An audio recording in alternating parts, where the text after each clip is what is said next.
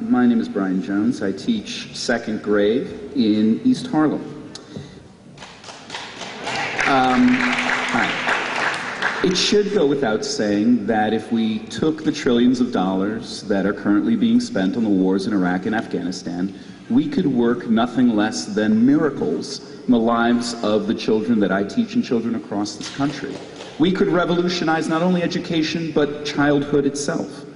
I want to speak about something else actually today, which is the sinister parallels, if you will, between the current war on education and the wars that are being fought abroad. On education, this war goes by the name of privatization. And just like you have the media endlessly repeating lies that they have swallowed whole or had swallowed whole about weapons of mass destruction, today we see them repeating lies that they have swallowed whole and cheerleading privatization, repeating lies that charter schools outperform public schools and things like that. Just like you have the imperial arrogance that you can go to somebody else's country without even speaking the language that they speak, knowing nothing about them, and reorganize their whole society, so too the principal architects of what goes for school reform these days are not educators, are not pedagogues. They're lawyers and bankers and hedge fund managers and people who invent websites. And just like the increasing reliance on private military contractors has put people outside of the laws of this country or of any country to commit atrocities and then pay no penalty for it, so too we see the buzzword in education is deregulation and the increasing reliance on what are really, charter schools are private education contractors, if you will. And so it's no surprise that we see emerging scandals of nepotism, of cronyism, of outsized salaries, and pushing out the kids who hurt the bottom line because they're too expensive to educate. I don't think it's a stretch to make these connections. In the last year of his life, Dr. King made these very connections in a church in Harlem. On April 4th, 1967, he spoke out against what he called the giant triplets of racism, extreme materialism, and militarism. Because these things that I mentioned are really symptoms of a deeper problem that's going on in the world today, which is that the whole world, whether it's a humble village in Afghanistan or my classroom, it all must be reorganized along the imperatives of profit and power. That is why we get the arrogance, the ignorance, and the assault, the war at home and abroad. Lastly, I just want to say that King said something that I think we all must grapple with, which is that, they say that true compassion is flinging a coin to a beggar. But one day we must see that an edifice which produces beggars needs restructuring. That kind of restructuring that we want to do should be the business of the anti-war movement and those who are standing up for public education. Thank you. I'm speaking with Brian Jones, and we're going to go into a little more depth in the subject he talked at the conference. You were getting into this business of privatization in education. If you could sort of elaborate that. Yeah, well, what I mean is that we're right now, teachers feel that schools are being held hostage to the idea that, when school budgets are being held hostage to the idea that what is really needed is to get all of these regulations and unions and all of these kinds of things out of the way and let the free market do wonderful things in education. And I think we should remember the debate we just had about healthcare, where really you saw people in this country clamoring for a public option. The idea was people wanted to get profit out of the way so that more and more of the healthcare dollars, could be used on healing people. Similarly, in education, I teach in Harlem, where we have more charter schools per square inch than anywhere else on earth, to my knowledge, with perhaps the exception of New Orleans. And you teach in a charter or a public? No, I teach in a public school in East Harlem. I teach second grade. And for example, let me just give you one example. A charter school that has moved into my building, as I walk through Harlem, I see ads for the charter school on billboards, on buses, on bus stops. Parents tell me that they're receiving 10 or 12 copies of high-color, glossy, foldable brochures, and each parent's receiving 10 or 12 copies in their mailbox. It's an incredibly expensive advertising campaign, and we found out that they've retained the services of Madison Avenue ad firms. So the madmen are making ads for these people. So what's my little school to do? And I'll tell you, my school's a good school. We're actually the top-rated public school in District 5 in our district, but the brochure that we have for my school, to my knowledge, was made on Microsoft Word.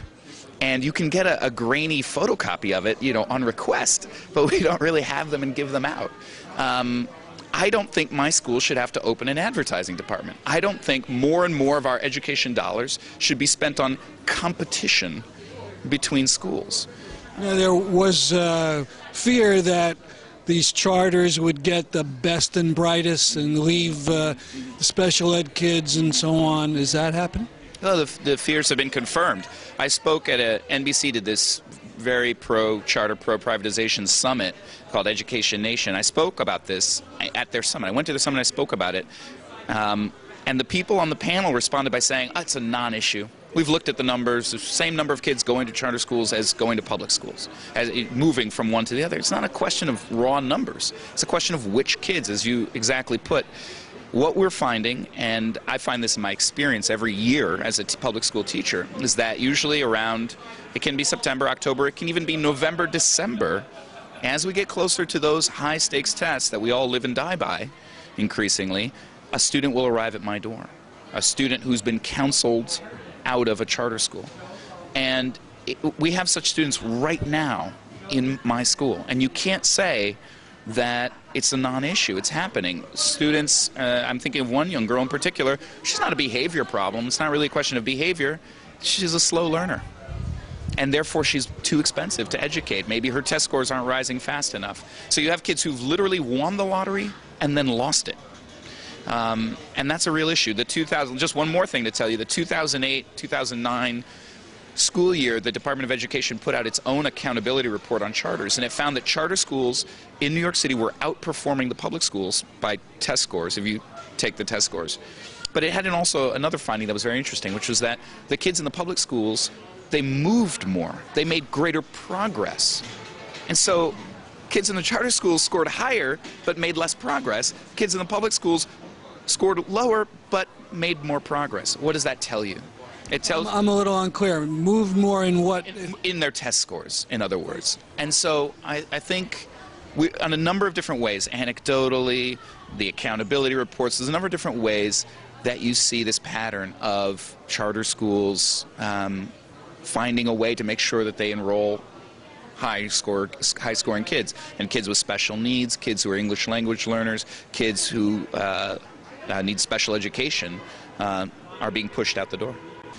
Well, what is the AFT union doing about this? Well, it seems to me that, I just have to be honest and say I disagree with the AFT's strategy. It seems that the AFT, to me, is trying to stop these attacks by letting the wolf in the door. And I think their idea is, you can't beat them, join them. But it seems to me that as educators, if we're looking at these reforms and if we understand that they actually are bad for children in the long run, then we have a duty to be against them. And films like Waiting for Superman are, coming out and trying to demonize teachers and make it seem like teachers' unions are the problems. Interestingly, they point to countries as success models where teachers are even more unionized than they are here. Finland, for example, 98% of their teachers are in unions, and interestingly, 70% of their entire population are in unions.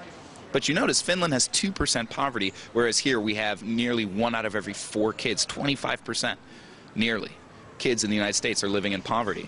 And so I think a lot of this union bashing and push towards privatization and teacher bashing is part of an effort to ignore those deep questions of poverty and racism in this country. It's a way to pin those things, amazingly, on teachers and absolve the wealthy, absolve the powerful, absolve those who have gotten fantastically wealthy, who've been bailed out. Absolve those people of any responsibility to do anything about those things. Last question, are there forces within the union who want to take a more resistant stand? Absolutely, and you see actually in Los Angeles a new leadership came to power in the union that is taking a more forthright stance against all this high-stakes testing, all of the teacher bashing and union bashing. You see a new reform group of teachers have taken power in the Chicago Teachers Union, and you see community struggles breaking out. How about in New York? In New York, you see there are a lot of different types of teacher and education activists, parent activists, who were starting to come together and work together more and more to defend schools that are being unfairly closed, to fight against the co-location of charter schools with public schools in ways that push out the public schools. So there's a number of different skirmishes going on where teachers and educators and students are getting together to try to defend and strengthen and fight for what we think would be real improvements in public education. And that is happening in New York. Thank you very much. Thank you. That's our program for today. See you next week at this time. I'm Stanley Heller. This is The Struggle.